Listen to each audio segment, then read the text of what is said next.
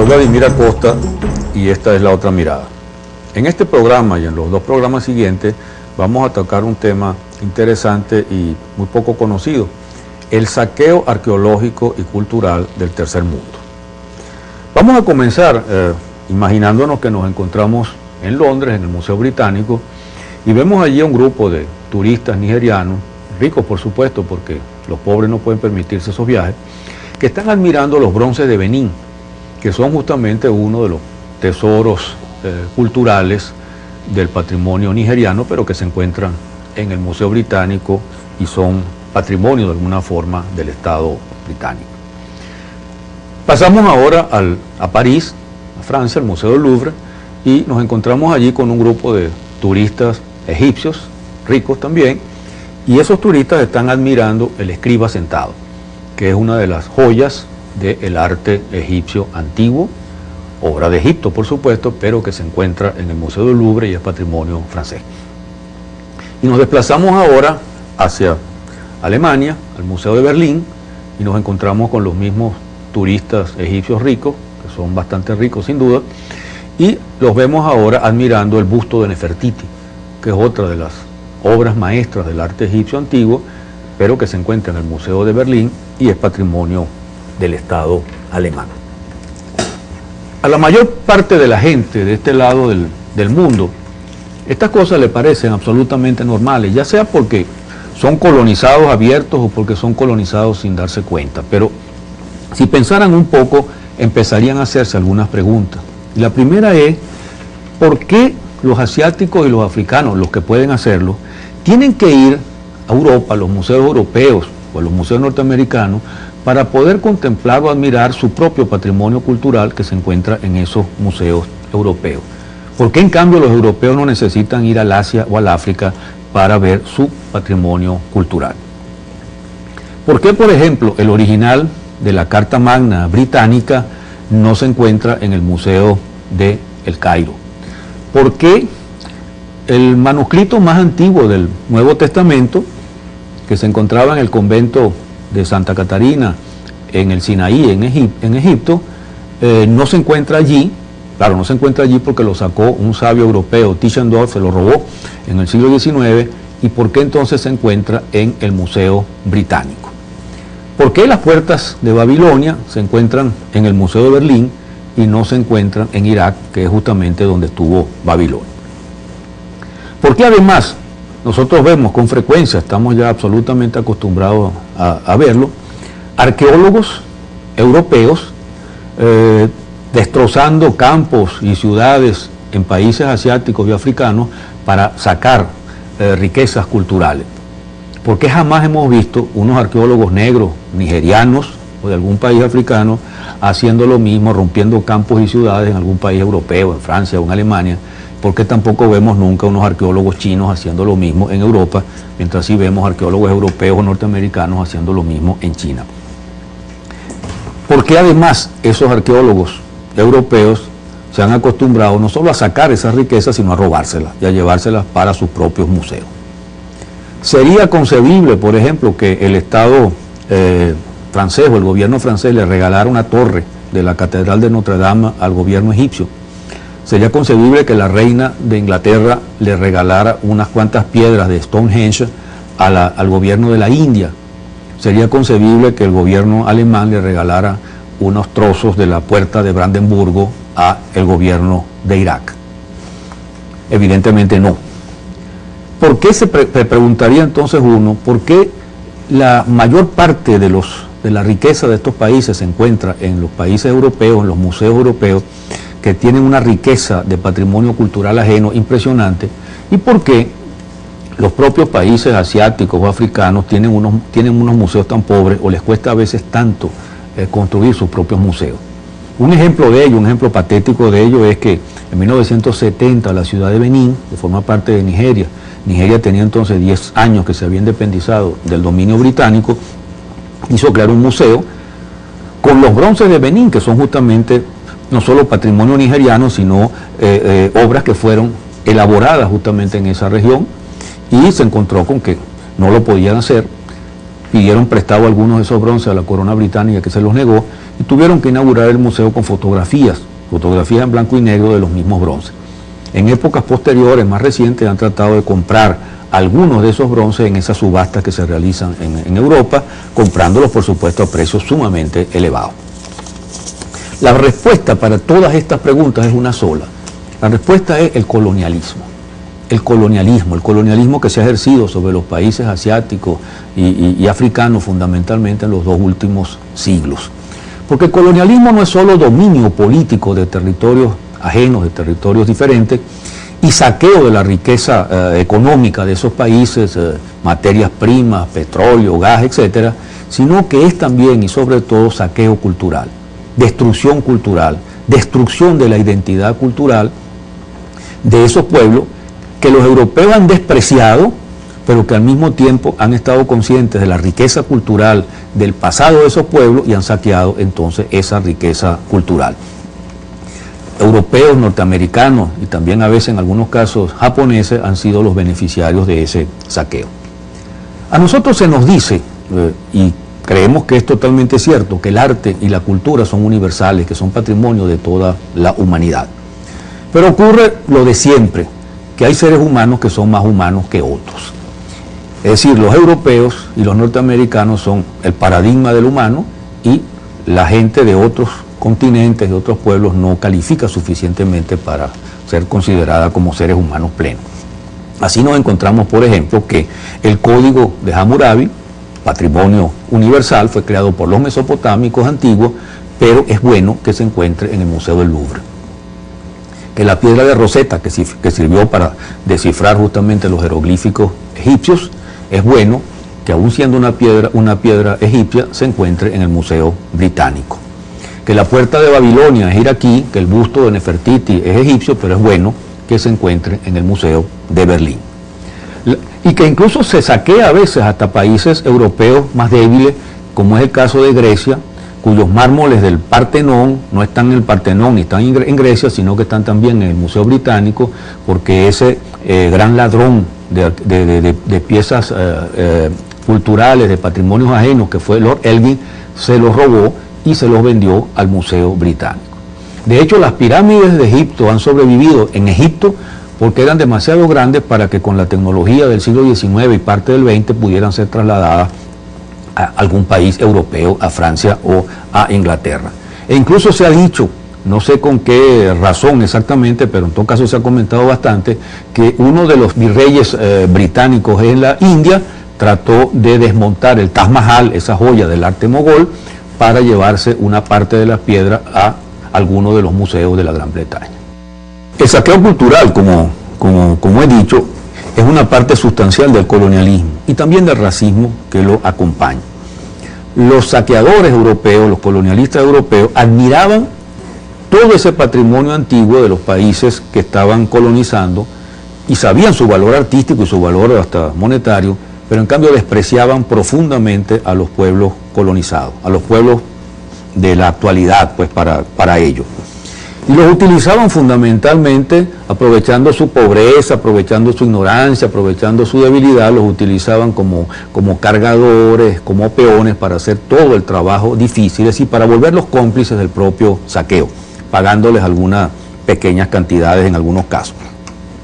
De paso destruían templos, arrancaban cabezas de monumentos cuando no podían sacar el monumento completo, etcétera, etcétera.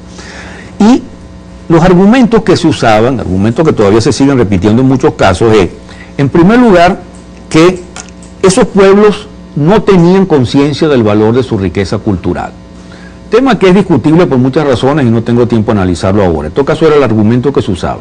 No tenían conciencia del valor de su patrimonio cultural. En segundo lugar, que no estaban en condiciones de cuidar esa riqueza ni sabían cómo hacerlo.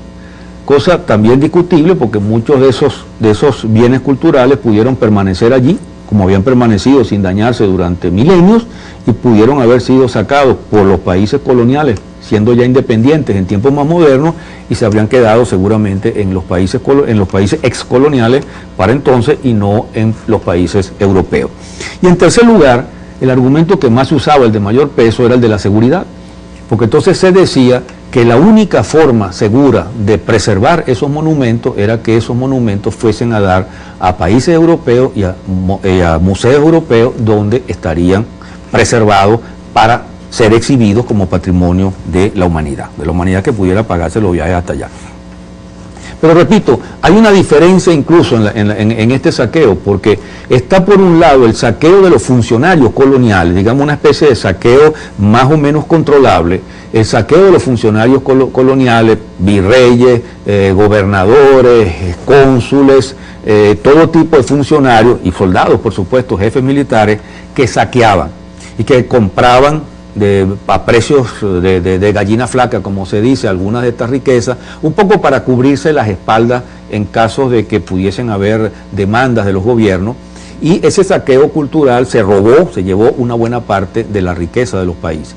Pero hubo un saqueo peor, que era el saqueo incontrolado o incontrolable, saqueo de individuos, de turistas, cuando empezó a difundirse más el turismo, de viajeros, y de ladrones, auténticos ladrones, traficantes de riquezas culturales, tanto de los propios países, algunas minorías que se especializaban en eso y en venderla, como de extranjeros europeos y norteamericanos que se ocupaban de sacarla.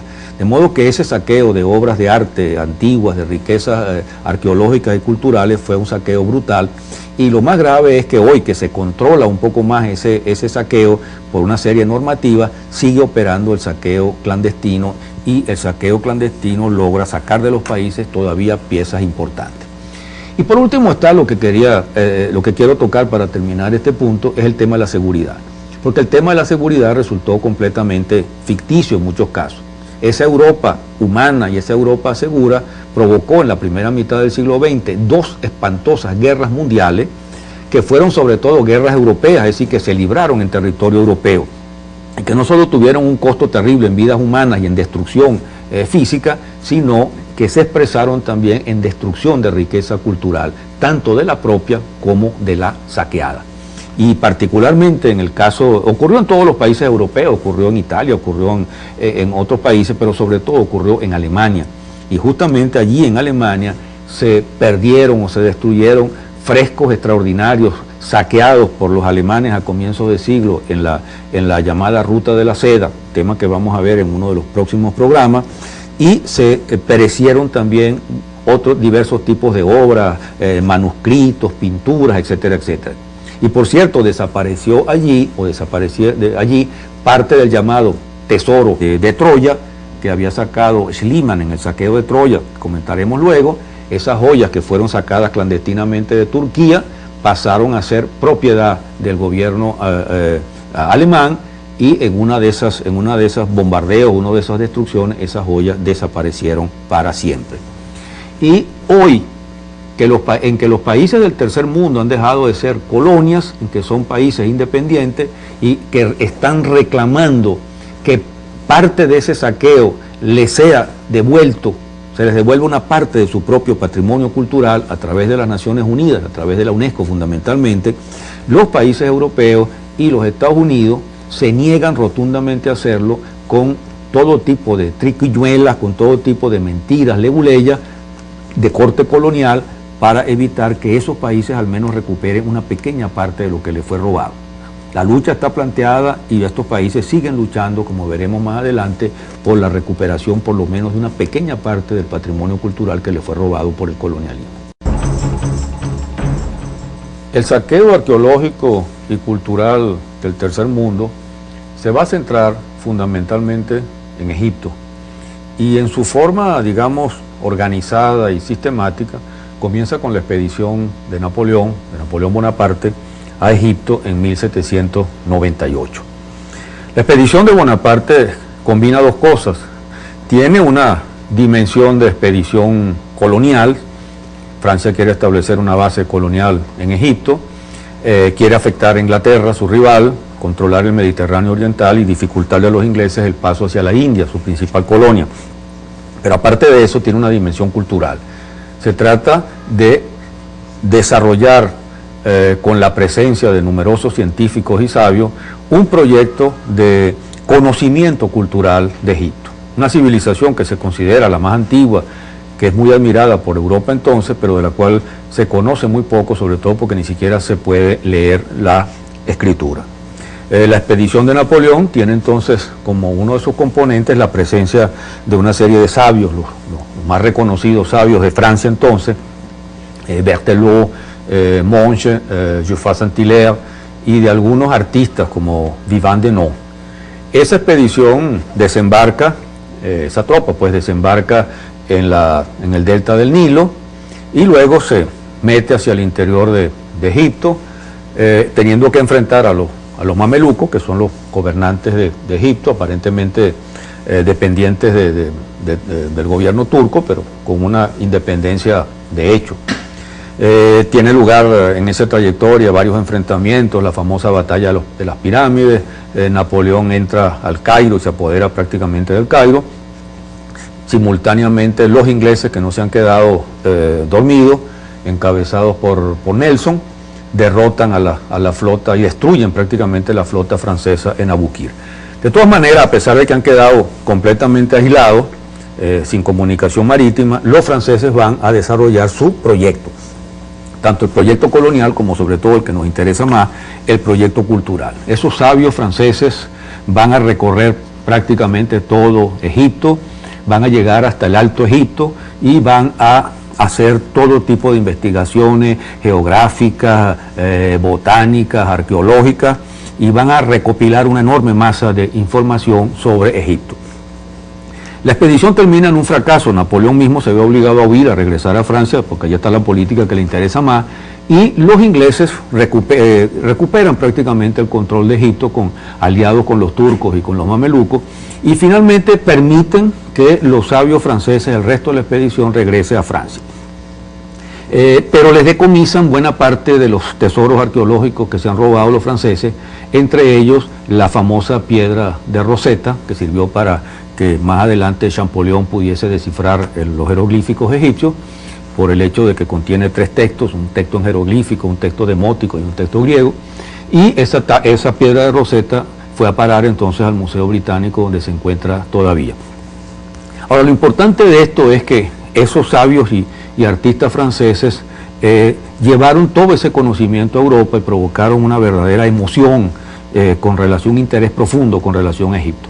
Vivant Denon escribió primero el relato de sus viajes ilustrado con sus dibujos, que tuvo un éxito enorme, y después en las décadas siguientes apareció esa extraordinaria obra que se llama La Descripción de Egipto, que es una obra descomunal, 9 tomos en cuarto y 11 de textos sobre Egipto, de investigaciones sobre Egipto, y 11 tomos de ilustraciones, muchas de ellas en colores, una obra verdaderamente extraordinaria, que luego fue editada en una edición más sencilla, pero lo importante es que puso de moda definitivamente Egipto, y a partir de allí esa fiebre europea por Egipto se incrementó y se tradujo en nuevas expediciones y nuevas aventuras y nuevos viajes hacia a este país maravilloso.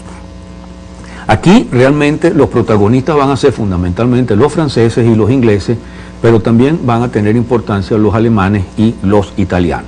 Y los principales beneficiarios de esa aventura con relación a Egipto, que va a traducirse, entre otras cosas, en saqueo, van a ser el Museo Británico y el Museo del Louvre.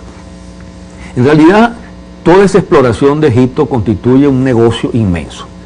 Hay un lado, evidentemente, positivo, que es todo lo que representó desde el punto de vista de investigación, de exploración, de descubrimiento de una gran cultura, de una gran civilización bastante ignorada, todo lo que avanzó la arqueología, lo que avanzó la historia, el conocimiento de la historia humana con motivo o como resultado de esa exploración de Egipto. Esto es lo que generalmente nos describen las historias oficiales, digamos, de la arqueología, y por supuesto yo no niego en absoluto eso, pero no es eso lo que me interesa. Lo que me interesa justamente es la otra cara, digamos, echarle una mirada a la otra dimensión, que es la dimensión que tiene que ver con el saqueo, que tiene que ver con la destrucción cultural y de alguna manera con los intentos de destrucción de identidad, aunque una civilización tan rica y tan antigua como la egipcia era difícil que pudiera ser afectada en este terreno. Ese proceso de saqueo sistemático va a empezar con un trío de personajes, con 3 personajes que son 2 cónsules, un cónsul francés y un cónsul inglés.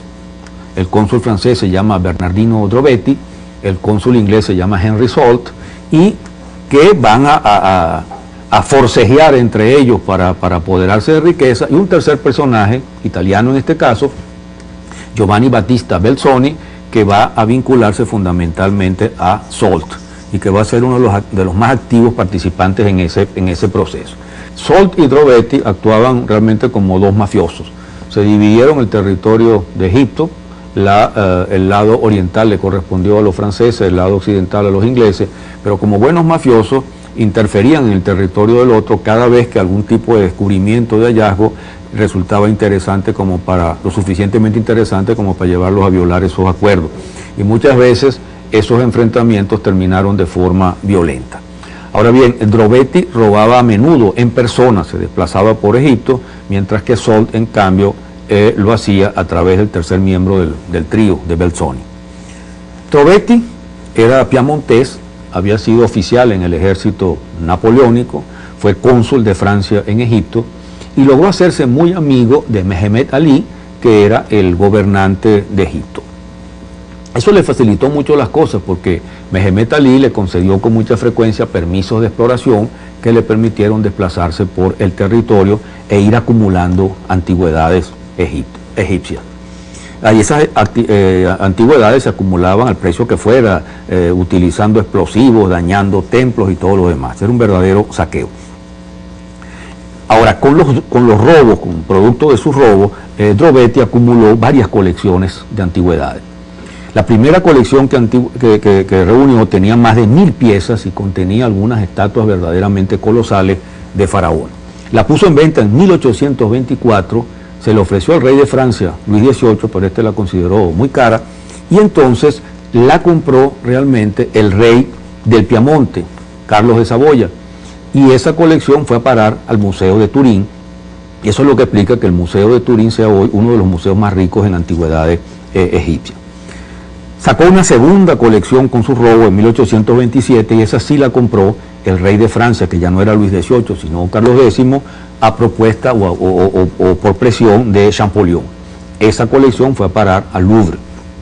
Y sacó finalmente una tercera colección, un tercer lote, que fue a parar al Museo de Berlín, porque por presión de otro arqueólogo, antropólogo, en este caso prusiano, Lepsius, el rey de Prusia, Federico Guillermo IV, la compró y la llevó para el Museo de Berlín en 1836. Drovetti, después de todos estos negocios, se retiró, se fue otra vez a Italia a vivir en Turín, allí murió un poco más adelante. El segundo personaje del trío, Salt, Henry Salt, era pintor retratista y fue diplomático. Pasó a ser cónsul británico en Egipto a partir de 1816 y se encontró con que Drovetti tenía de alguna manera controlado el terreno y tenía mucha influencia con Mehemet Ali. Eso lo llevó entonces a aliarse con Belzoni y convertir a Belzoni en su aliado, en su agente, para desplazarse por todo el territorio egipcio. Sol también reunió 3 colecciones. La primera colección era una colección de antigüedades robadas que incluían el famoso busto de Ramsés II, el joven Memnón, que fue robo de Belzoni y que incluso se la regalaron al Museo Británico para venderle el resto de la colección que el museo compró. Una segunda colección fue todavía mucho más rica y mucho más costosa, fueron 4000 piezas robadas. Esas 4000 piezas robadas le fueron ofrecidas al Museo Británico en 1826, pero el Museo Británico las consideró muy caras y no las compró. Entonces, Champollion hizo que el rey de Francia las comprara para el Museo del Louvre.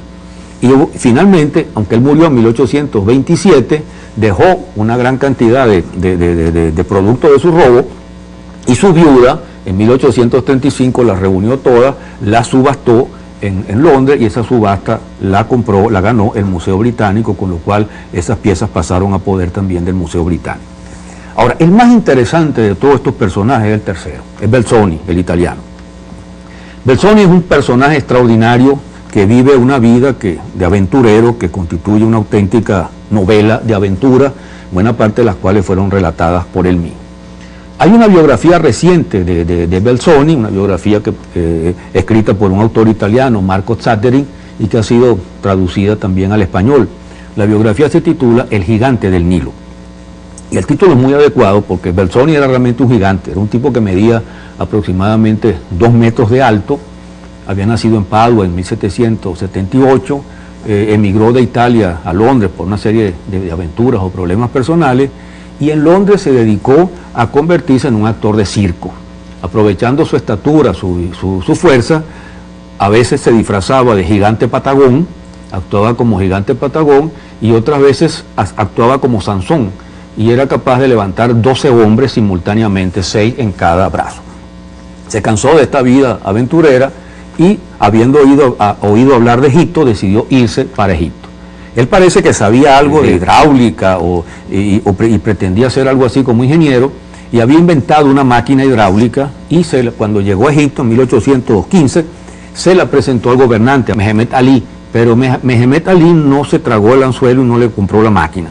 Entonces Belzoni se dedicó justamente a lo que estaba de moda y que estaba a su alcance, que era la exploración de Egipto.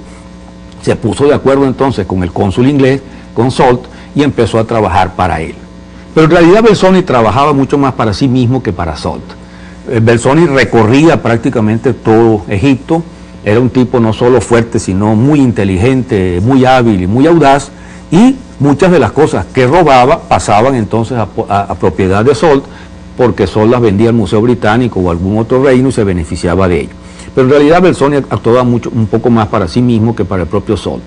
Belzoni, además de ser un aventurero, un destructor de ruinas y un saqueador y un ladrón de ruinas, logró desarrollar un interés por Egipto, y se convirtió de alguna manera en una suerte de combinación de ladrón y arqueólogo aficionado, que no es tan excepcional como parece, porque en buena parte de los casos esos arqueólogos de esa época eran todos aficionados y también eran todos ladrones. Belzoni realizó algunas exploraciones extraordinarias. Fue el primero que se atrevió a entrar dentro de la pirámide de Kefren, y exploró la pirámide de Kefren. Fue el que se robó el busto ese de Memnón, la cabeza esa gigantesca de Ramsés II, que fue a dar al Museo Británico. Se robó una serie de estatuas colosales de dioses y de faraones egipcios. Exploró y saqueó algunas tumbas en el Valle de los Reyes. Después se fue más bien hacia el sur de Egipto, hacia el Alto Egipto, y allí exploró toda una serie de templos, el templo de Fu, el templo de Elefantina, el templo de Filoé. Una vez sacando uno de esos obeliscos con unos mecanismos que él había inventado, el obelisco cayó al río y él logró sacarlo. Y además fue no el primero, sino el tercero que llegó hasta Abu Simbel y que entró en los templos de Abu Simbel. Antes habían estado Burckhardt y Drobetti, pero no habían entrado a los templos. En cambio, Belzoni sí logró entrar al templo. Belzoni se retiró de Egipto en 1819, se fue a Inglaterra, escribió un libro contando sus aventuras, libro que lo hizo muy famoso, pero poco después, en 1823, decidió volver a África, y esta vez estuvo en Nigeria, y allí en una expedición realizada por Nigeria atrapó una disentería y se murió en diciembre de 1823. Pero el saqueo sistemático de Egipto apenas estaba comenzando con este trío conflictivo que mencionaba hace poco, formado por Drobetti, por Salt y por Belzoni.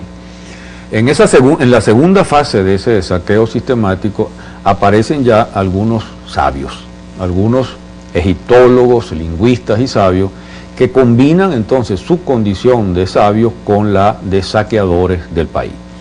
Y son fundamentalmente dos: Champollion, Jean-François Champollion, famoso por haber leído la piedra de Rosetta, por haber descubierto por fin la posibilidad de leer la escritura egipcia, y Lepsius, un arqueólogo, egiptólogo y lingüista también prusiano. Todos conocen a Champollion justamente por haber descifrado la escritura egipcia. Y conocen a través de la piedra de Rosetta, por supuesto. Y todos conocen a Champollion como un enamorado de Egipto, como un hombre de una extraordinaria vocación de lingüista, su dominio de una gran cantidad de lenguas antiguas, su amor por la cultura egipcia y todo lo que significó su descubrimiento para el conocimiento a fondo pues, de esa civilización, la posibilidad finalmente de leer todos los textos escritos en templos, en tumbas y en diversos monumentos. Pero poca gente conoce a Champollion, o poca gente conoce que Champollion, además de haber sido ese egiptólogo, fue también alguien que contribuyó a saquear el país, a saquear Egipto, y no solo por haber hecho que el rey de Francia o los reyes de Francia compraran las colecciones, una colección de Drobetti y una colección de Solt, sino fundamentalmente por dos cosas: por el robo de la estela de Canopus y por lo que Champollion hizo con el templo de Luxor. Champollion en 1828, habiendo sido hasta entonces un egiptólogo que nunca había ido a Egipto, logró realizar su sueño. Francia, el rey de Francia, promovió una expedición a Egipto en la cual estuvo Champollion y tuvo la oportunidad de ver las tumbas, de ver los monumentos, de ver los templos egipcios, etcétera, etcétera.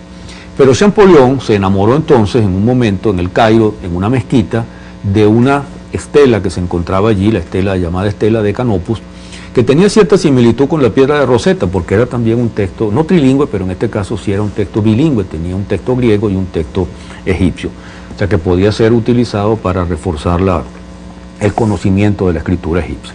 Y Champollion logró, utilizando a Drobetti, el cónsul de Francia, que tenía una gran amistad con Mehemet Ali, como dijimos antes, que fuera incluida esa estela, que remonta al tiempo de Ptolomeo III, entre los regalos que Mehemet Ali le iba a hacer al rey de Francia. Pero eso no fue lo más grave fue lo del templo de Luxor, porque visitando justamente los templos de Karnak y Luxor, Champollion se enamoró de los dos obeliscos que forman la entrada, o que formaban la entrada de ese bello y extraordinario templo egipcio. Y Champollion logró, utilizando una vez más a Drobetti, aprovechando la influencia de Drobetti con Mehemet Ali, que Mehemet Ali le regalara al rey de Francia uno de los obeliscos. Es decir, destruyera prácticamente la armonía de la entrada del templo de Luxor, como podemos ver en la imagen que tenemos aquí, y ese obelisco fuera desmontado, utilizando la técnica que había puesto en práctica Belzoni, fuera trasladado por el río junto con otra cantidad de piezas y llevado entonces a Francia. Ese obelisco fue instalado en 1833 en la Plaza de la Concordia, donde todavía se encuentra adornando esa hermosa plaza parisiense. Uno podría preguntarse a propósito de esto, imaginarse si un presidente de Francia podría regalarle una torre de la Catedral de Notre Dame al gobierno egipcio, porque un arqueólogo egipcio de visita en París se ha enamorado de esa torre y quiere llevársela para ponerle en una plaza del Cairo.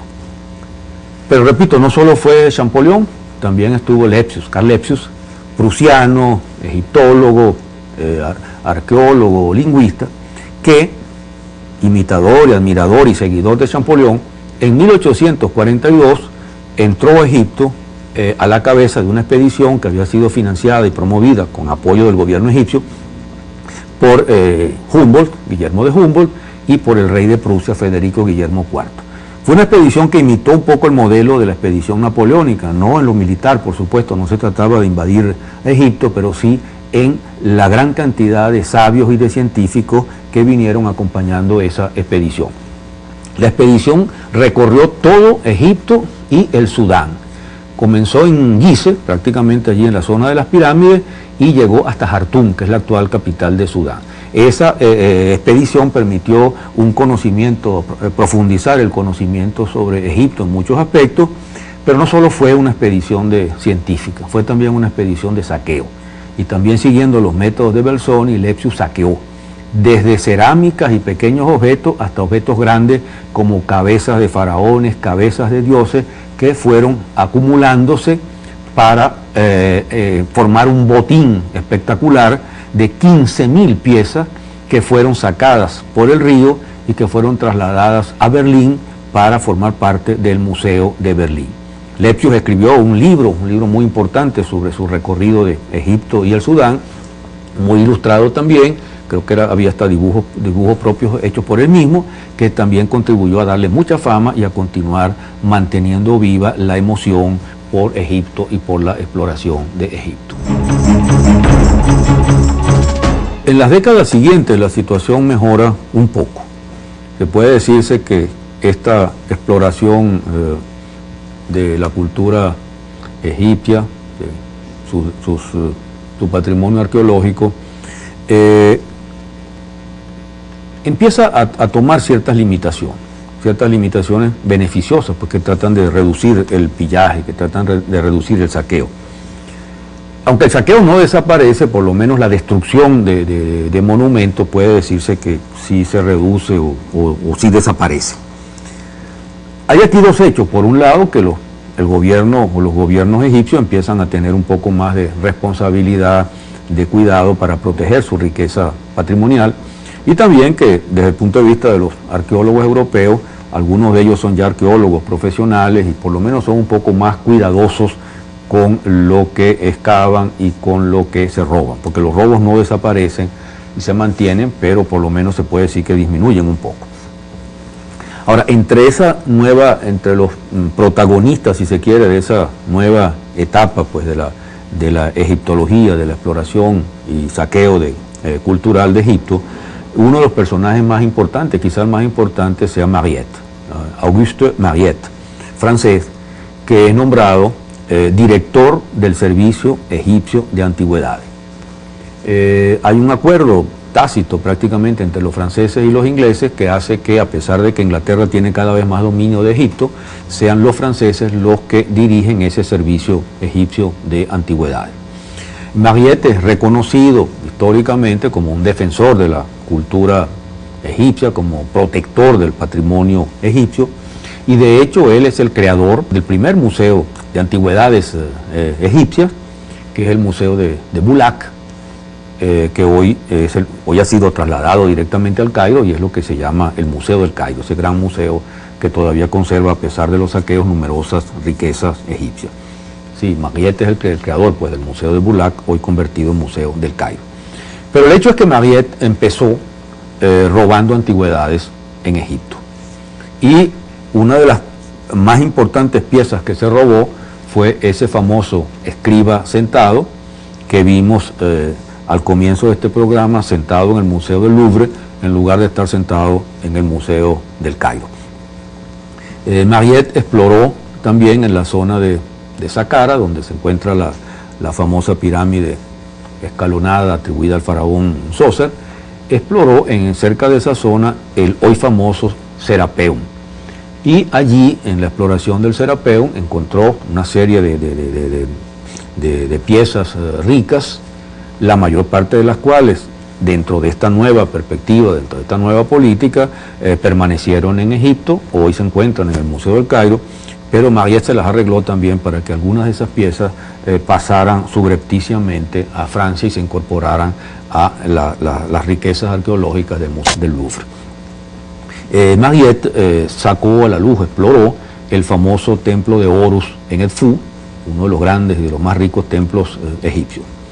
Pero ocurre que, de todas maneras, aún siendo ya un arqueólogo más dedicado a defender el patrimonio egipcio, Mariette fue acusado de que sus exploraciones eran unas exploraciones bastante destructivas. Es decir, que seguía operando el patrón de buscar lo más impactante, lo más grande, lo más monumental, destruyendo muchas cosas importantes que estaban en el camino. De eso lo acusó, de ese carácter destructivo y de emplear a veces explosivos en sus exploraciones, lo acusó un arqueólogo egiptólogo inglés, Flinders Petrie, que es un personaje muy importante para la arqueología egipcia del siglo XIX. Otro personaje que tuvo importancia, además de Flinders Petrie, inglés también en este caso, es Wallis Budge, que no fue exactamente un arqueólogo, sino un sabio buscador de textos y de manuscritos, autor de una serie de libros muy importantes que todavía se leen sobre el Egipto antiguo y una serie de estudios sobre la religión cristiana de los comienzos del cristianismo en Etiopía. Pero Wallis Budge fue, además de estudioso, un traficante o un negociante de manuscritos, manuscritos coptos y de papiros egipcios, y formó parte de esa suerte de mercado negro. Ahora bien, ocurre que el propio Wallis Budge, denunciado por esto, acusó como cómplice, no cómplice porque trabajaba con él, pero sí porque trabajaba en la misma dirección, a Gaston Maspero, que fue el francés que reemplazó a Mariette en el servicio egipcio de antigüedades. Es decir, de alguna manera seguían jugándose estas dos cosas, a pesar de que predominaba el cuidado y el respeto a las antigüedades egipcias, seguía habiendo por parte de los propios arqueólogos y de los propios sabios un tráfico que llevaba parte de esas antigüedades hacia Europa. Y esto no solo pasó en el siglo XIX, sino que pasó también durante el siglo XX. Yo voy a citar, para terminar este programa, dos ejemplos muy importantes los dos. El primero de ellos fue el robo del busto de Nefertiti, de esa maravilla que es el busto de Nefertiti, robo que fue cometido en 1912 por un arqueólogo alemán llamado Ludwig Borchardt, y este arqueólogo alemán, con complicidad de arqueólogos que trabajaban en el servicio egipcio de antigüedades, aparentemente el suplente de Maspero, se las arregló para robarse una serie de antigüedades para llevarlas a Berlín, entre las cuales hizo pasar subrepticiamente como una pieza sin mucha importancia o sin mucha significación el busto de Nefertiti. Esto ocurrió en 1912, el busto estuvo escondido prácticamente en Alemania. Recuerden que vino la Primera Guerra Mundial, Alemania perdió, vinieron las reparaciones y todo lo demás, y había temor de que Alemania fuera obligada a devolver algunas piezas, algunas riquezas, y el busto se mantuvo escondido hasta comienzos de los años 20, y solo por allá por 1922, 1924 fue que los alemanes pusieron en evidencia que el busto estaba en el Museo de Berlín, y ya era demasiado tarde para reclamarlo, y el busto sigue siendo uno de los tesoros del Museo Arqueológico, del Museo Egipcio de Berlín. Pero está también, para terminar, otro ejemplo importante, que es el de Carter, el arqueólogo y egiptólogo inglés Howard Carter, que es famosísimo por haber sido el que descubrió, financiado un poco por un millonario aristócrata británico, Lord Carnarvon, fue el que descubrió esa extraordinaria maravilla que es la tumba de Tutankamen entre 1922 y 1923, tumba extraordinaria porque se dio allí el milagro de haber encontrado una tumba que no había sido saqueada realmente antes y que disponía de todas las maravillosas riquezas que se exhibieron en ese hecho mundial, de repercusión mundial, que fue el descubrimiento y la exploración de esa tumba.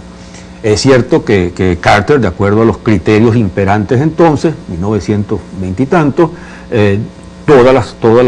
la mayor parte de las cosas que se encontraron en esa tumba son parte del patrimonio egipcio, incluyendo la famosa máscara de Tutankamen, pero Carter se las arregló también subrepticiamente para sacar algunas de esas piezas y vendérselas a algunos museos norteamericanos donde se encuentran actualmente.